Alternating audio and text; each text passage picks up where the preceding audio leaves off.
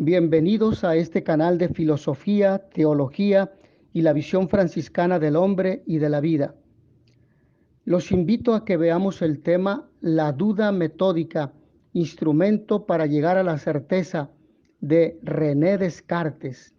En un primer momento vamos a ver vida y obras de René Descartes. Descartes nació en 1596 en La Haye, en Toulon, en Loire, en el seno de una familia acomodada de comerciantes y abogados, estudiante en el prestigioso Colegio Real de la Flèche, regido por los jesuitas.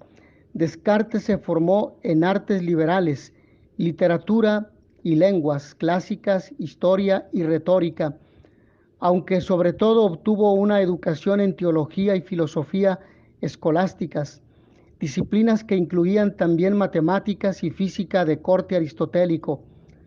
Tras licenciarse en Derecho en 1616 y durante los 10 años siguientes, el joven Descartes se enroló voluntariamente en varios ejércitos y se dedicó a viajar por Europa, entregándose a la agitada vida de la época.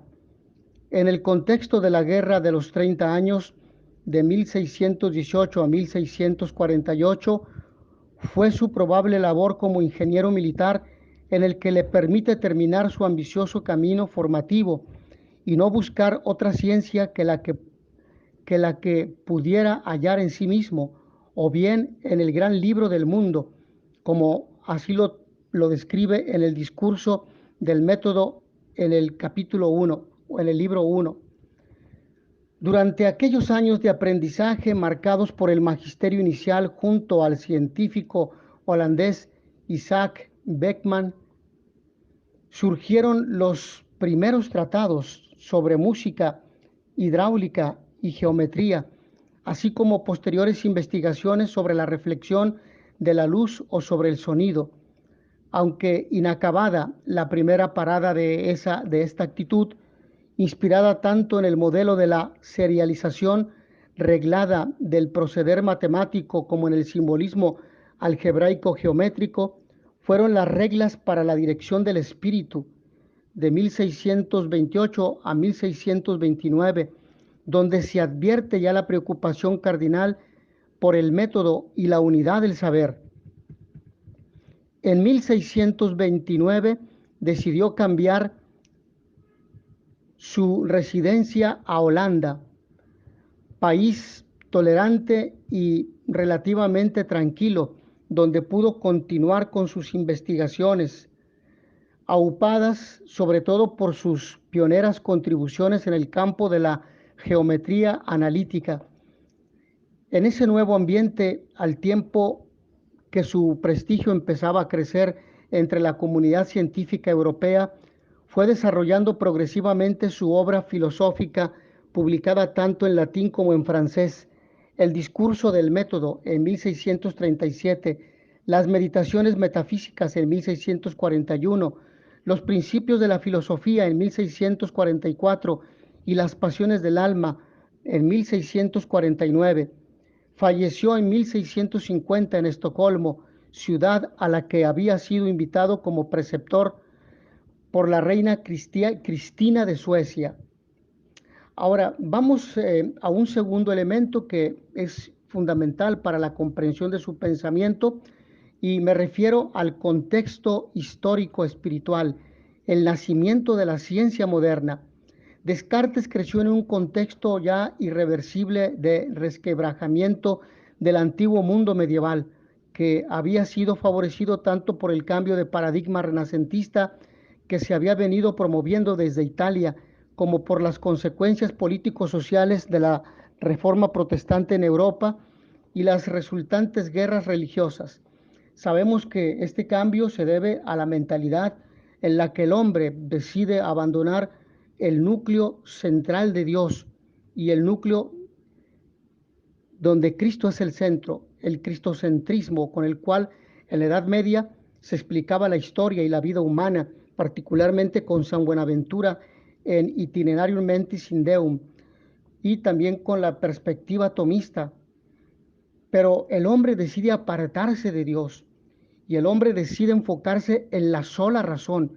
Por lo tanto, hablamos en la época moderna o modernista de un racionalismo que le cobrará una alta factura al ser humano, pero decide avanzar en esa forma de pensar que, por lo tanto, como lo hemos mencionado, había sido favorecida tanto por el Renacimiento como por la Reforma Protestante en Europa. En esa decisiva transición histórica para la autocomprensión del hombre moderno y su nueva imagen del mundo, la reforma integral del saber proyectada por Descartes estuvo íntimamente vinculada al surgimiento de la ciencia moderna, a la que en el fondo brindó una sólida legitimación filosófica para aprehender mejor su profundo sentido y alcance. En esa novedosa fundamentación, su compromiso intelectual fue pleno e irreprochable. Vamos a un tercer elemento que hemos titulado el método. ¿Cuál es el método? Método esencial de la filosofía cartesiana que tiene como objetivo la fundamentación radical del conocimiento y que consiste en rechazar como inadecuadas todas aquellas creencias de las cuales pueda plantearse alguna duda. El ejercicio de la duda metódica pone en cuestión el valor de los sentidos, pero también el de la razón deductiva. El mundo físico, el cuerpo ajeno y el propio no superarán la duda metódica. Solo el cogito resiste los embates de la duda metódica. Solo la razón. Este método le sirvió a Descartes para el descubrimiento del cogito, concepto que expresa por una parte la primera verdad, la verdad plena y absolutamente cierta. Pienso, luego existo. Cogito ergo sum, el pensar. Y por otra, la realidad especial a que dicha verdad se refiere, la mente autoconsciente. La duda metódica, en especial su crítica a los sentidos, le sirvió a Descartes para la defensa del carácter inmaterial de la mente. Todos los cuerpos son dudables, incluido el propio. La mente propia no lo es. Luego la mente debe estar constituida de una realidad distinta a la física. Las mentes son substancias pensantes, res cogitans, cosas pensantes. Los cuerpos, substancias extensas, res extensa. Descartes plantea la duda metódica, donde rechaza como absolutamente falso todo aquello en lo que pudiera conducir a la menor duda. Intenta ver si en realidad hay algo en su mente que sea enteramente indudable, somete a su duda todo lo existente y poco a poco va rechazando elementos y principios. Descartes necesita un punto firme de partida. La duda es el mecanismo que utiliza Descartes para encontrar un principio evidente. Descartes concibió la idea de construir una ciencia suprema que llama filosofía primera, el único sistema filosófico válido, deshaciéndose de todas las verdades y opiniones tenidas por ciertas para empezar de nuevo. Ahora bien, vamos a ver diferencia entre lo que nosotros entendemos por duda y lo que entiende Descartes. La duda cartesiana no es una duda escéptica, es la nuestra, que es un estado permanente, un hábito del pensamiento, es un momento en que no somos capaces de afirmar si algo es verdadero o falso, eso según nosotros. En cambio, para Descartes, es un instrumento para alcanzar la verdad, un instrumento para elaborar una filosofía, por eso se llama duda metódica. Esto quiere decir que va depurando todos los aspectos que le impidan llegar a la verdad. Es decir, va eliminando todos los argumentos falsos. Ahora bien, ¿cuáles son las características que nos ofrece René Descartes para llegar a la verdad? Primera, duda metódica.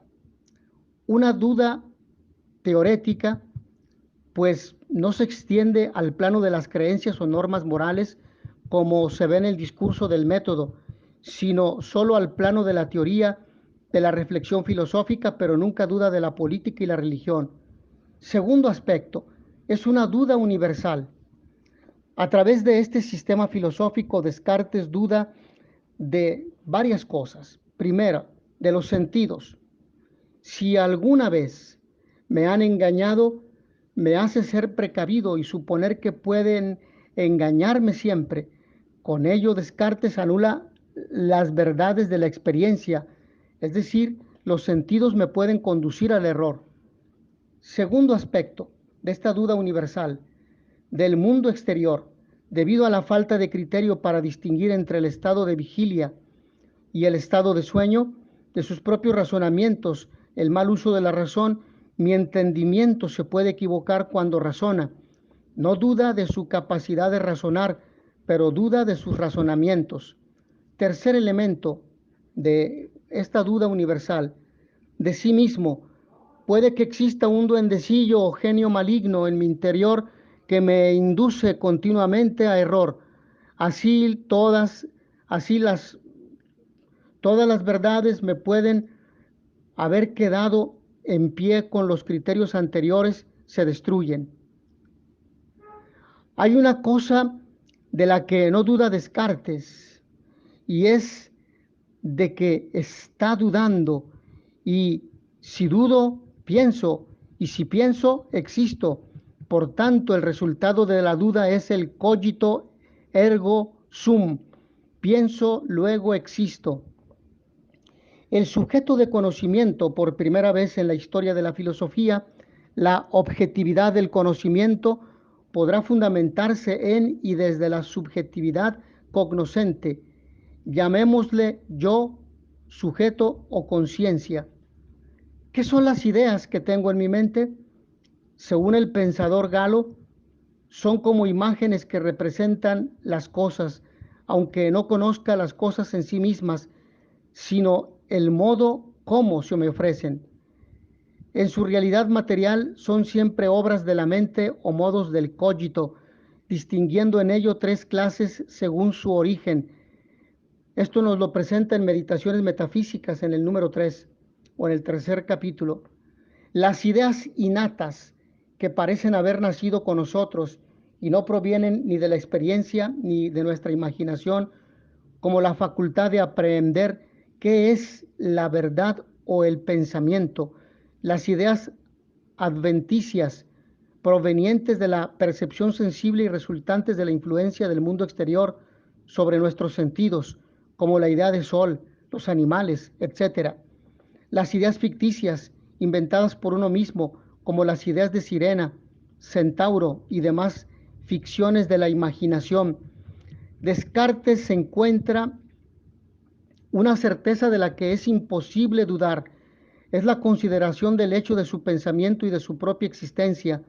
Ha podido dudar de todo, menos de qué piensa, o incluso menos de qué piensa, y por ende de que existe. Porque si pienso, si existo es porque pienso. Y si pienso, existo. Sus características son la proposición cogito ergo sum. Nos indica que es imposible pensar sin existir. Por esta razón es el principio por el cual Descartes tiene que intuir todo lo demás. El hecho de ser evidente, el hecho de ser evidente, una idea clara y distinta. Además, hay una intuición mental, pues intuyo sin ninguna deducción la imposibilidad de mi pensar sin mi existir. A partir de la intuición me doy cuenta de que el pensar es el principio de la existencia. Vamos a un cuarto elemento. Criterio de verdad. Es una verdad subjetiva, pero la evidencia será diferente a cada persona debido a la capacidad racional. La verdad para la filosofía anterior era una propiedad de los juicios que consistía en adecuarse con la realidad exterior que pretenden reproducir a través de la realidad. Sabemos que un enunciado es verdadero. Lo que yo digo ocurre en la realidad. Relacionar con Aristóteles, autor realista, criterio de verdad objetivo. Esto te los dejo a su consideración. El criterio para conocer la verdad deriva de la evidencia objetiva. el criterio de verdad una propiedad de la misma idea. A partir de Descartes, el pensamiento filosófico se encierra en el sujeto y capta la verdad en su propia conciencia. Ahora bien, ante la idea de Dios en el sistema cartesiano, es un argumento deductivo de Descartes. Pienso, luego existo. ¿Qué pienso? Ideas finitas. La causa de una idea debe tener tanta o más perfección que la idea misma. Yo como ser finito puede ser la causa de ideas finitas. Manejo el término infinito. ¿De dónde procede este término? No viene de la nada, pues de la nada no viene nada. No viene de mí mismo, puesto que yo soy finito. La causa de la idea de finito tiene que ser algo finito. La causa de la idea de infinito tiene que ser algo finito. Conclusión válida. Yo como ser finito puedo hacerme una idea finita de infinitud. La causa es Dios. Luego Dios existe. Argumento ontológico. Mezcla de creencias particulares al pensamiento racional. Puesto que Dios existe y es perfecto, no me puede engañar. A mí me da la impresión de que lo que capto a través de los sentidos existe. Si no existiera Dios, me engañaría. La realidad exterior existe.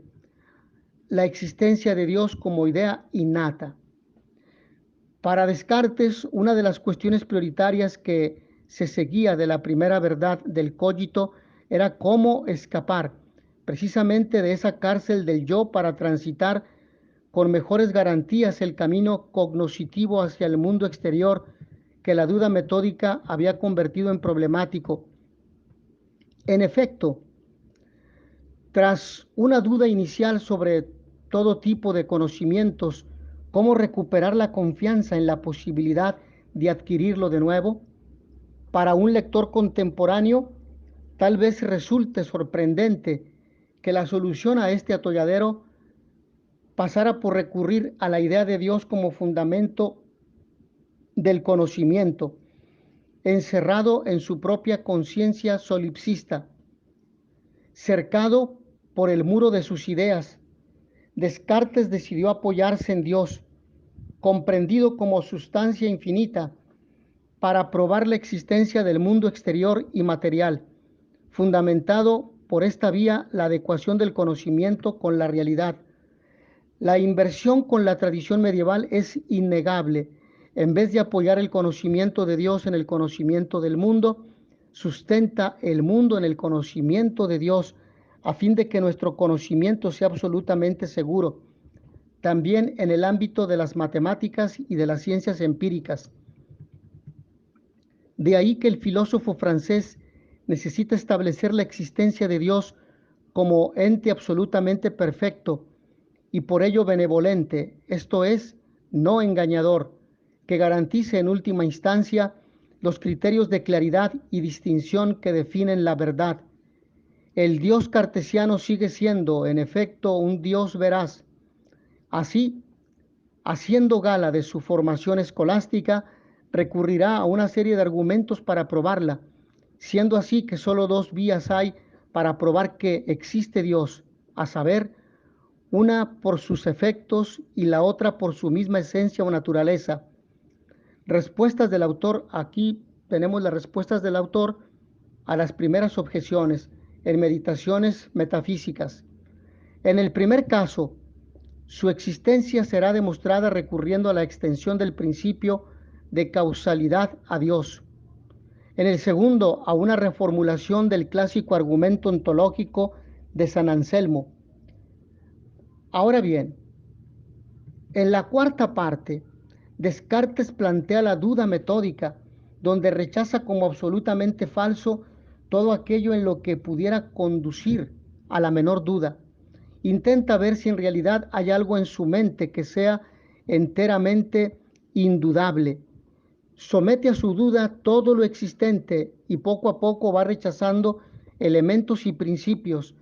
Descartes rechaza el conocimiento basado en los sentidos por inducirnos a errores en la mayoría de los casos y porque esto depende de cada persona. Descartes se da cuenta que todo el conocimiento que él había adquirido hasta ahora era falso. Descartes dio con un principio que soportaba toda duda. Pienso, luego existo, como lo hemos venido diciendo. Observa que es de lo único que puede estar realmente seguro y aparece ante él como una verdad clara y distinta en su mente. Haya aquí el primer principio de la filosofía que estaba buscando. Si en sí mismo hay duda, por ser esta menos perfecta que la verdad, tuvo que aprender por algo a pensar en algo más perfecto que él. Por lo tanto, debe existir alguna naturaleza sin defecto, más perfecta. Este ser más perfecto no podía proceder de la nada. Atribuye a Dios todas las buenas cualidades y no las malas. Descartes después de esto fija su atención en la geometría y resuelve que no encuentra nada que le demuestre la existencia de los objetos de su estudio. Seguidamente hace una crítica del empirismo, señalando, mejor dicho, la limitación con la que abordan las ideas cuya percepción sensorial no es posible. También indica lo poco a lo que se puede llegar usando únicamente los sentidos, ya que estos necesitan de la razón. Es decir, nunca debemos dudar de aquello que vemos con claridad en nuestra mente porque procede de Dios. Sin embargo, cuando son confusas, participan de la nada. Por esta razón, los sueños son engañosos y no necesariamente verdaderos. También en la vigilia hay engaños. Debamos solo guiarnos por la razón y sus evidencias, no la imaginación y los sentidos, ni tampoco por aquellos que se aparecen en sueños, sino en lo que pensemos durante la vigilia. Pues hasta aquí sobre esta filosofía cartesiana, este método cartesiano, la duda metódica. Agradezco a todos ustedes su amable atención. Nos vemos en la siguiente sesión. In notitia veritatis proficere pax et bonum.